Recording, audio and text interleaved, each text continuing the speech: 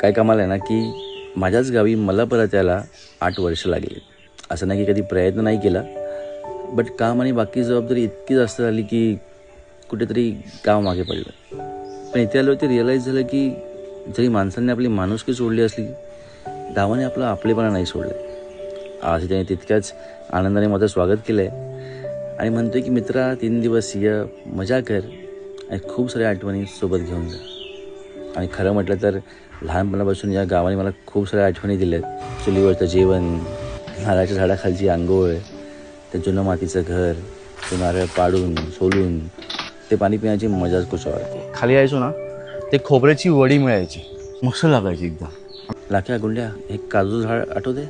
आठवलं तुम्हाला? माहिती आहे मला. मग आम्ही तिथे चटई टाकून मस्त झोपायचो किंवा पत्ते खेळायचो.